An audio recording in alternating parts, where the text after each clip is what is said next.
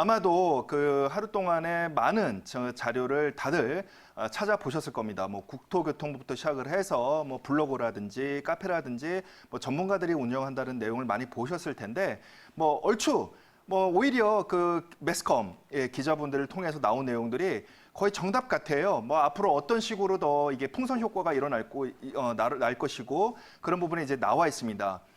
그런데 그래도 오늘 제가 일단은 좀 간략하게 내용을 좀 짚도록 하겠습니다. 10월부터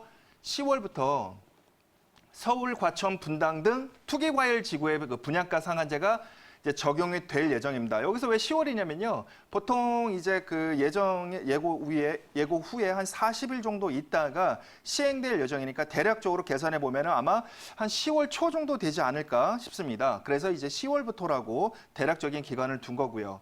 그다음에 이제 쭉 내용을 보면은 여러분들 좀 텍스트가 작으실 테니까 제가 이제 구두로 좀 말씀을 드리면 이 중에서 포인트가 이제 투기과열 지구로 그 지역을 이 민간 택지 분양가 상한제 적용 그 대상 지역을 투기 과열지구로 좀 이렇게 구체적으로 하면서 동시에 지역 자체를 확대시켰다 이렇게 좀 말씀을 드릴 수가 있겠고요. 나머지 내용은 기존의 투기 과열지구에 조금 더 얹은 내용입니다. 포인트는 투기 과열지구로 지역을 특정지었다. 그 다음에 이제 시점은 민간 택지 분양가 상한제에 대해서 지금 계속 얘기 드리는 건데. 최초 입주자 모집 승인 신청한 단지부터 일어나 있다고 합니다. 이게 이 부분이 이제 예를 들어서 재개발 같은 경우에는 관리 처분 인가 받은 단지 같은 경우에는 그 기존 법규에는요, 해당 사항이 없었어요. 근데 그 부분을 조금 더 늦춘 거죠. 그래서 이 민간 택지 분양가 상한제 적용에 많이 되도록 포함되도록 이렇게 좀 늦췄어요. 그 늦춘 게 이제 분양 시기라고 보시면 될 것 같아요. 분양하기 전까지. 그 다음에 이제 전매 제한 기간. 사실 저는 이거는 크게 중요하지 않다고 생각해요. 왜 그러냐면은 개별적인 투자자분들도 작년 9.13 대책 이전에는 5년으로 해서 주택임대 사업자를 냈을 경우 5년짜리 임대주택 사업도 내셨고, 그 다음에 그 이후에는 4년, 8년짜리도 이제 각각 주택임대 사업자 가입하신 분들은 이제 4년을 선택하시든 8년을 선택하시든 그 전매 제한 기간을 대부분 다 적용 받으시잖아요. 그래서 민간 택지가 5년에서 뭐 최대 10년까지 이렇게 늦춰졌다, 기간이 늘어졌다. 사실 저는 그래서 이 부분은 아주 그렇게 큰 어떤 규제의 비중을 두지는 않습니다. 그래서 일단은 크게 이게 두 가지 포인트를 볼 수 있는데 이 중에서 또 뭐가 있냐면은 제가 또 간추린 또 부분이 있어요.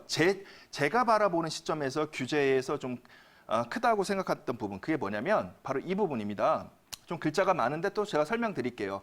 중복되는 내용인데 투기과열지구로 지정된 지역으로 개정이 되었다라는 거죠. 그래서 서울이 전역입니다.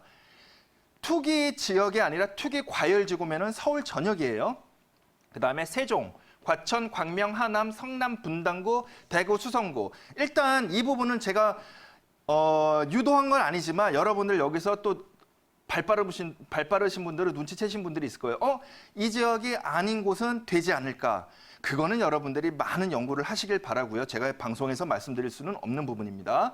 자, 그 다음에 해당 시 군구에 분양 실적이 없는 경우에는 그 지역을 좀 더 넓히겠다는 거예요. 어떻게? 주택건설 지역구로. 어느 정도 규모냐면 예를 들어서 이게 특별시, 광역시 이렇게 된다는 거예요. 이게 무슨 내용, 좀 복잡한 내용인데 그림으로 그리면 간단해요.